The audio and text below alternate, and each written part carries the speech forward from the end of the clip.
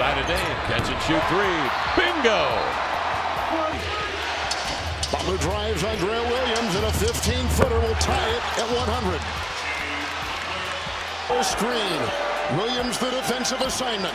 This is what he wants. Inside for the lead. He got it. That's what he wants. Grant Williams on him. The Celtics are going to have to come and double. You just can't watch. Well, finally, we can go ahead and grade the Portland Trailblazers haul that they got for Damian Lillard following the completion of the Portland and Boston trade, in which Drew Holiday was shipped out again. He was rerouted.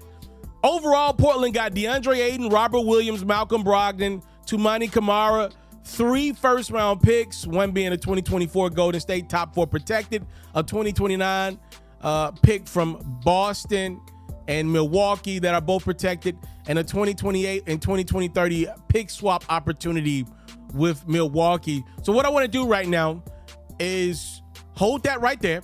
I want to put on the screen what Barry Jackson over at the Miami Herald is reporting to be the trade offer that the Miami Heat last offered Portland for Damian Lillard.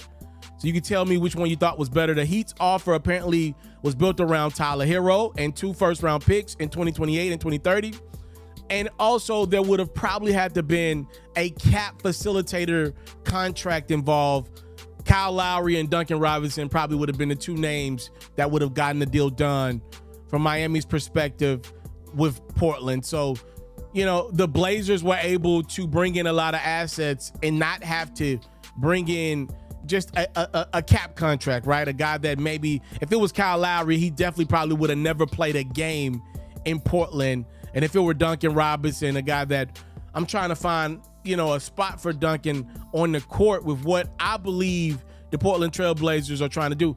I at least see direction with the Blazers. Now I know, you know, they're not going to be a good team, but at least I know what I'm getting night in, night out. Let's say if I had $100 and I wanted to take me and wifey to a Portland Trailblazers game on a Friday night, right?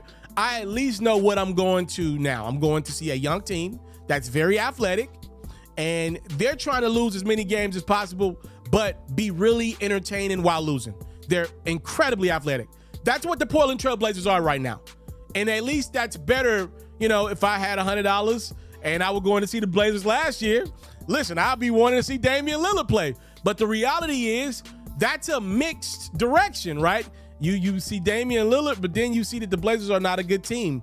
This talent is not around Dame that he needs to be, you know, successful. And if the Blazers would have brought Dame back this year, surrounding him around Scoot Henderson, hey, if I had $100, for me, maybe money well spent, but if I'm a Blazers fan, I'm looking around like, okay, what are we doing here? Scoot needs the ball, but Dame's one of our most legendary, if not our most legendary player in our franchise's history. He's right up there with the Clyde Drexlers of the world and all that great stuff. The LaMarcus Aldridge of the world.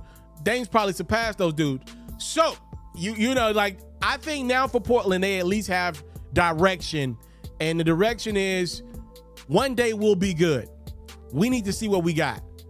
Is it Shaedon Sharpe the future at guard for us? You know, Scoot's going to be around. He's going to be the guy. Who else is going to be around Scoot? The Portland Trailblazers believe they got a top 7-ish center in the league in DeAndre Ayton. That's a nice starting point. If you believe you got DeAndre Ayton and he's a top 6, top 7 center in the league, you pretty much got another pick. Remember, DeAndre Ayton was the former #1 overall pick in a draft that had guys like Luka in it. And you can argue that was a mistake, but that's the draft that DeAndre Ayton was in. He was in that Luka and Trae Young class. And, you know, he's been good, but not as great as those dudes. So now you could say we got a former #1 overall pick, a guy that's been productive. He's been relevant. He's been on the Suns. That's been in the mix out west the last few years.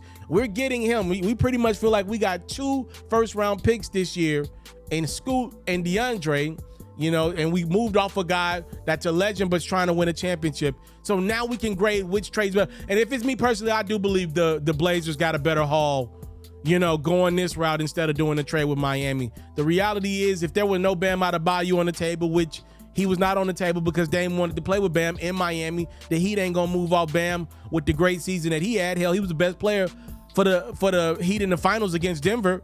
The reality is, I do believe the Blazers did better doing business with the Bucks, the Suns, and the Celtics for the haul that they ended up getting for Damian Lillard. I want to salute you, homie, you know, for building your own thing and doing your own thing. Why build theirs when I believe I can build my own? You've already done it, or I wouldn't be here. I'm already the only elite sports and music journalist in the game today. My goal is simple, to be the best there's ever been. So please don't go. Make sure you subscribe and follow the journey. It truly means everything to me. I tell stories, I talk music, I cover sports, I am culture, I am FERRO.